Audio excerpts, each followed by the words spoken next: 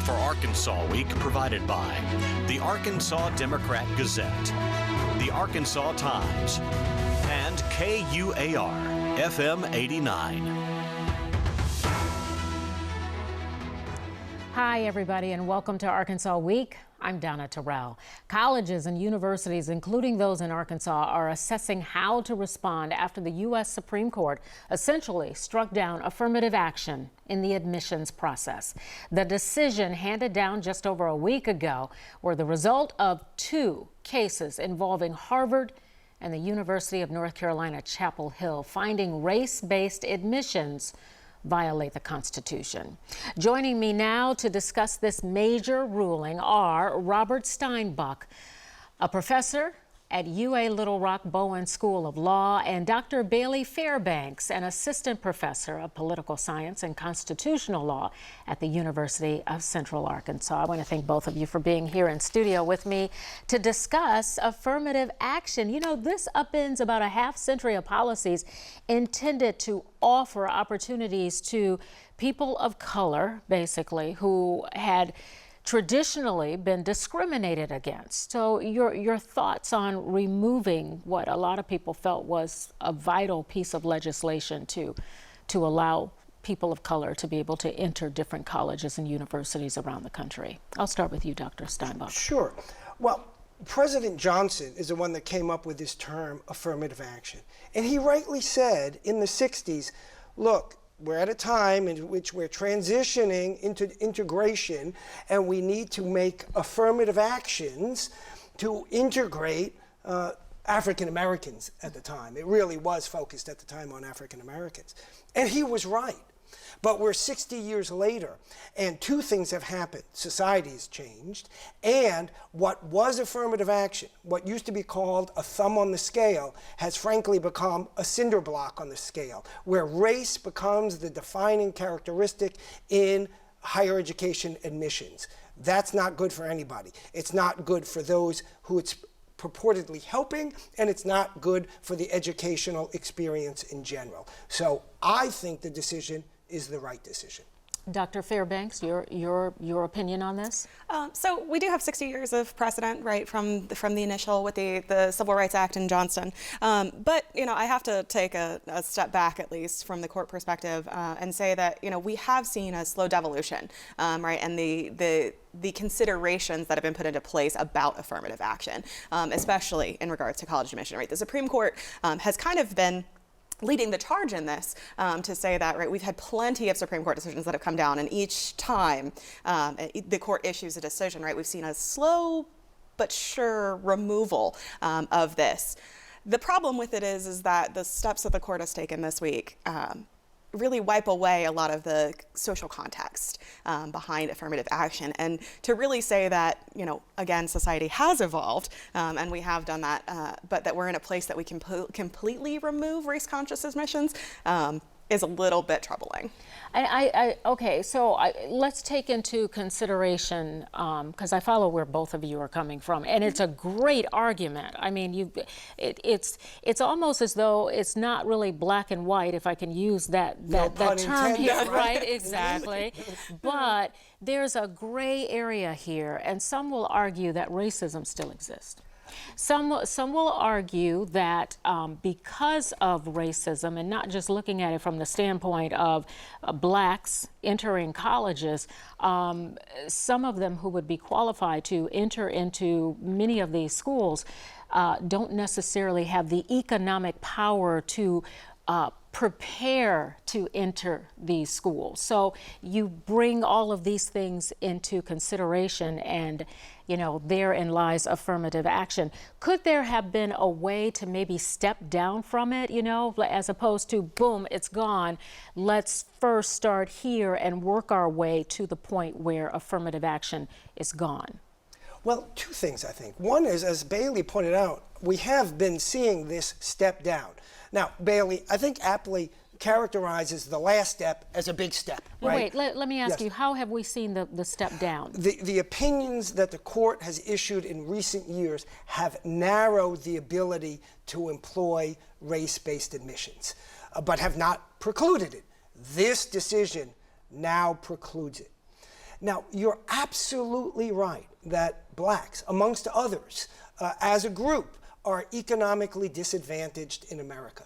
You're also absolutely right that racism certainly still exists in America. Racism, frankly, doesn't exist in admissions in higher education at all.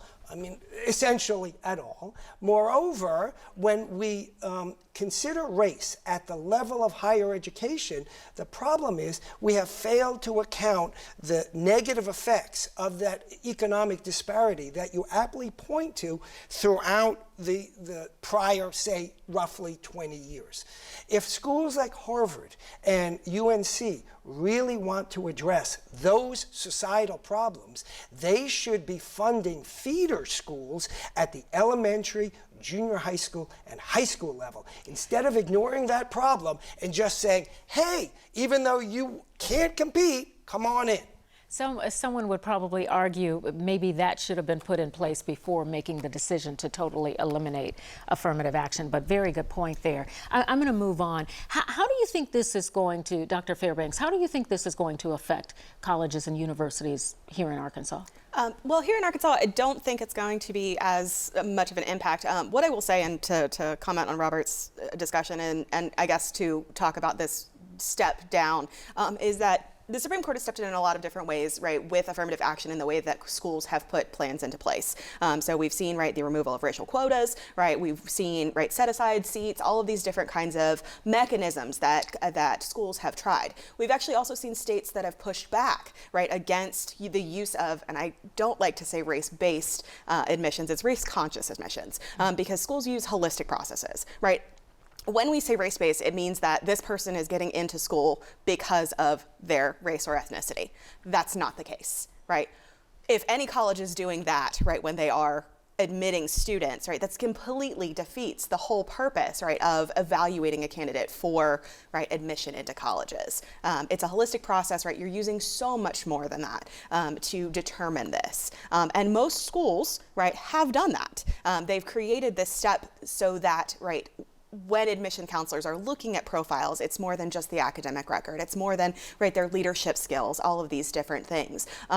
So the terminology of just race-based admissions, that this person that is an equally, right, explicit candidate that is white versus someone that is African-American or of any other, right, race or ethnicity, we're going to pick this person because, right, they are that ethnicity, is completely Well, wrong. first of all, you got to find people who can actually do the coursework and who will actually graduate. You can't just pick someone, choose someone because they are African American. Okay, I pick you, and you're going to come in here, and you're going to, you know.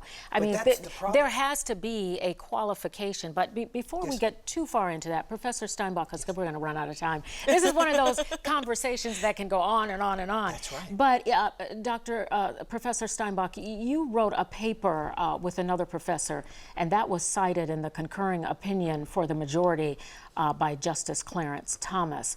I understand that was a surprise to you. It was a wonderful surprise because you can go a career being a law professor and never be cited by the U.S. Supreme Court. Let's talk about the paper quickly. Yeah. Can you tell me? So it's on this very point that Bailey raises, that you raised, which is if you look at the data, here's the problem.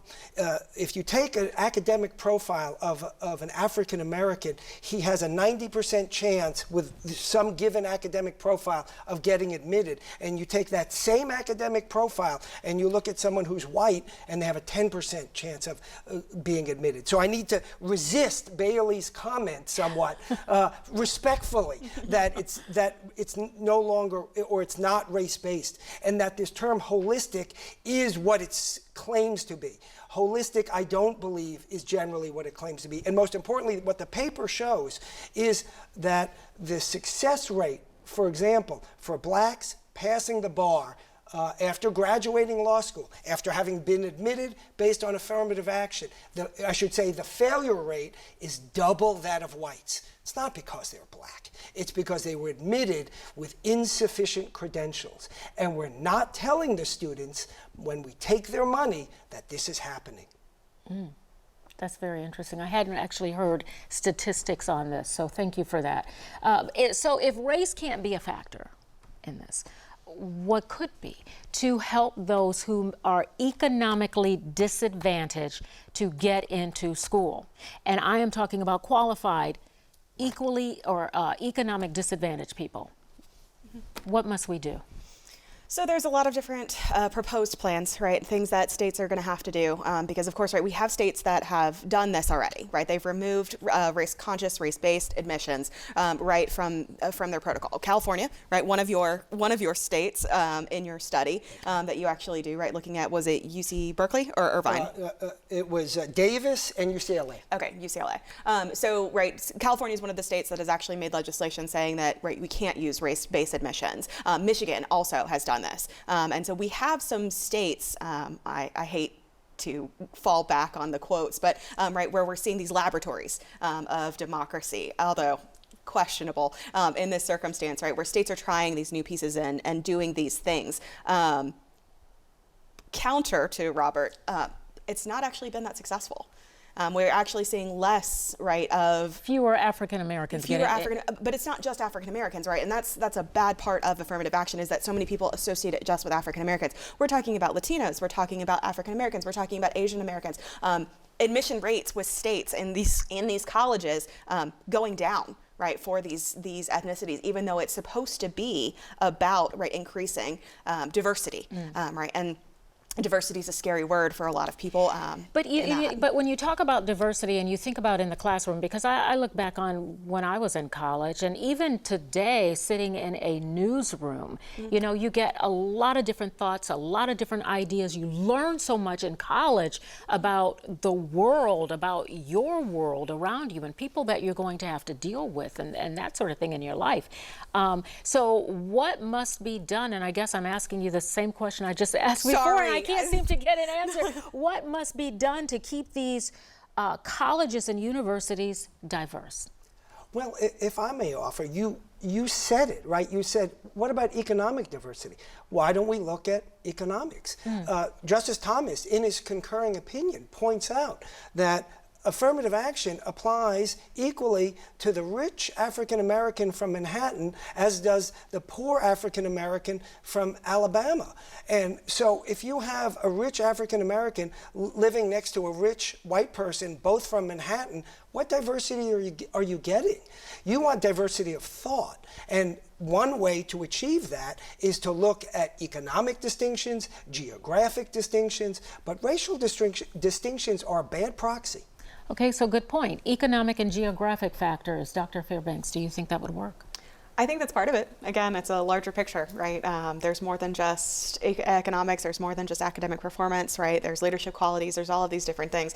Race was just one factor in this. And so, right, we're removing just race conscious or race-based admissions in this whole holistic picture. We're doing a disservice.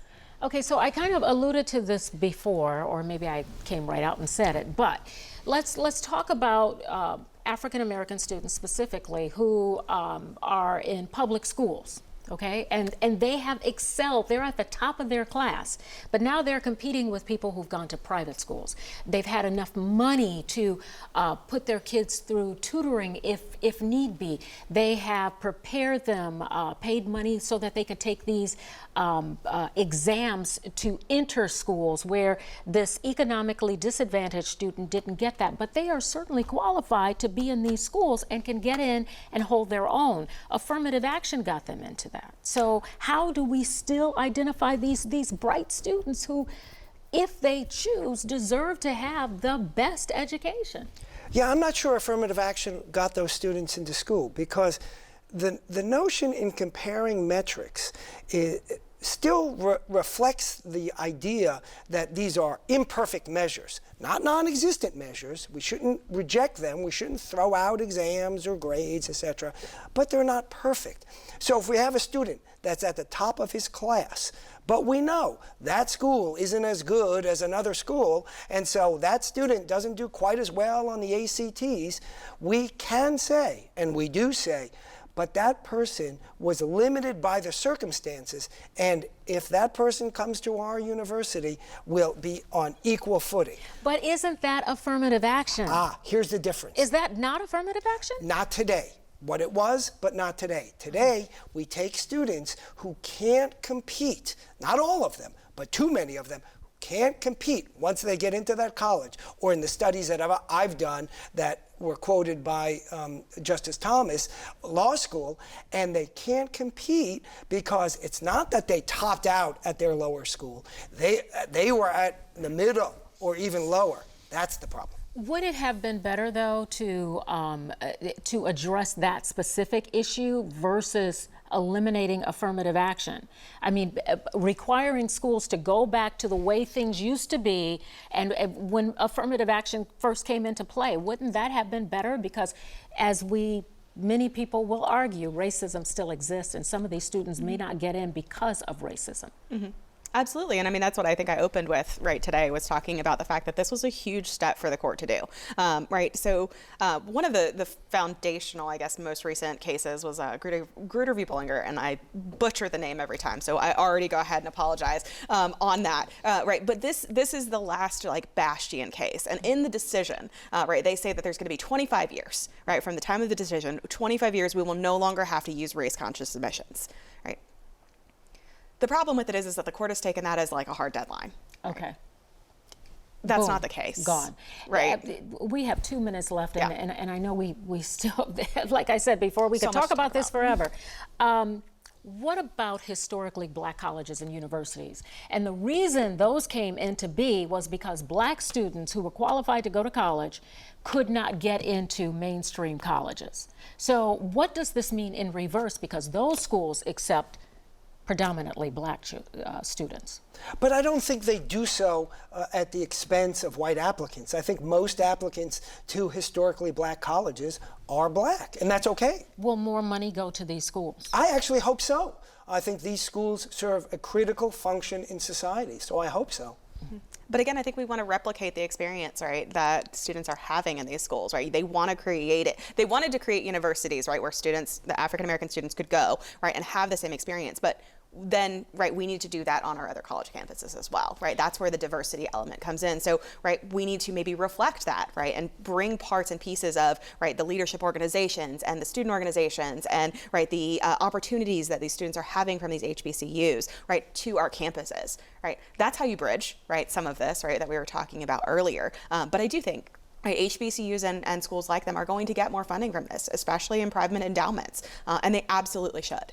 And I think, too, one of the things that people will argue when we talk about diversity, and you mentioned earlier that for some people it's scary, but having people all come together with different thoughts and different ideas, just like having the two of you here with different thoughts and ideals, it helps open up a whole new world of consciousness. Mm-hmm. We're down to our last 15 seconds. So we're going to wrap things up, but I do want you guys to know you have been great. This is an incredible discussion that will be discussed for a very, very long time, I think. Mm-hmm. And it's going to be interesting to see how it all works out. Thank you so much. Thank you, both. Donna. Thank you, and thank you, Robert. Thank you for being here, and stay with us. We'll be right back.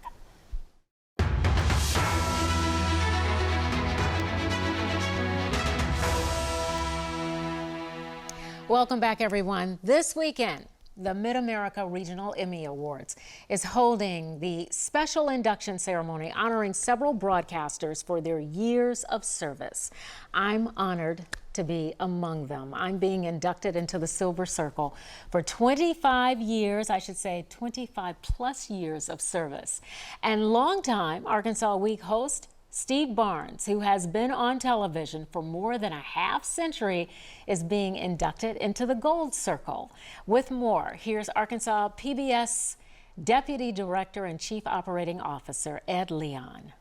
Steve Barnes began working in television in 1968, at a time when there were only 4 stations on the air in Little Rock. He started at an entry-level position, but he quickly honed his skills as a journalist and became a highly respected anchor and reporter who at times worked for all 4 of those stations. His reporting from Arkansas has also been featured on national networks and the New York Times. For the last 35 years, Steve has hosted Arkansas Week, leading in-depth discussions on the key stories affecting the state. As he is inducted into the Mid-America Emmys Gold Circle, please join us in celebrating Steve with a look back at his career. 3 months ago, the Arkansas congressional delegation was in general more than complimentary of the man who lives in this house. I had always envisioned myself as a newspaper man, and I had planned since elementary school to work in newspapers. Steele wants that. When there were no newspaper positions open, somebody suggested that I try radio or television, and there just happened to be a weekend slot open. Basically, it was a copy boy's job at one of the stations in Little Rock. For what may be the first time in the history of this nation's involvement in Southeast Asia, Senator John McClellan has stated that he will not support an executive request for military aid. Being on camera, I had never envisioned that either, and it fell to me. I think somebody called in sick or something, and somebody, here, kid, go sit there, look into the camera, try not to look scared, act like you know what you're doing. You can pull that off. I guess I did. That's News Scene 7 at this hour. For Paul, Chuck, Amy, and me, thank you for joining us. This has been News Scene 7 Update with Steve Barnes and Amy Oliver. So many years later, I'm still in the chair.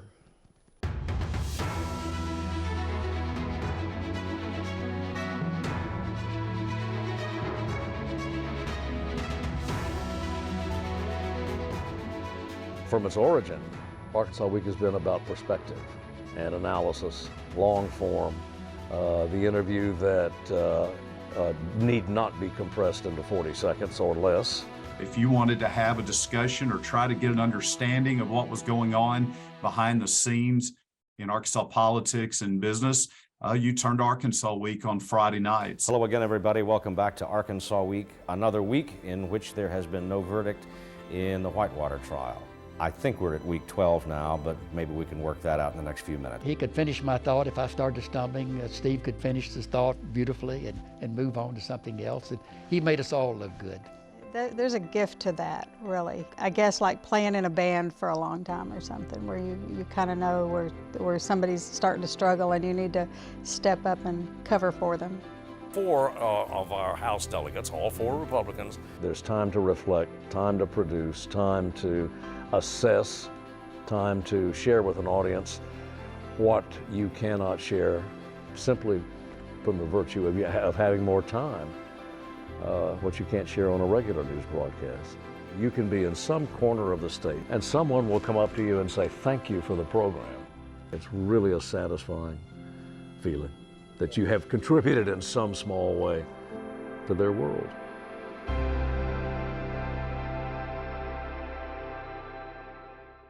On behalf of Arkansas PBS, congratulations to Steve Barnes.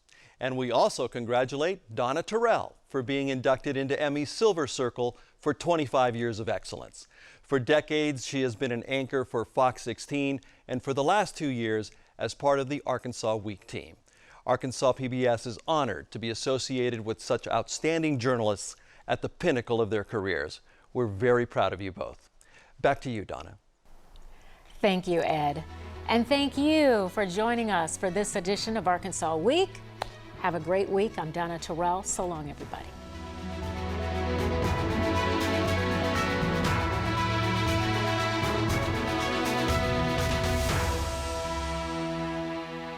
Support for Arkansas Week provided by the Arkansas Democrat-Gazette, the Arkansas Times, and KUAR FM 89.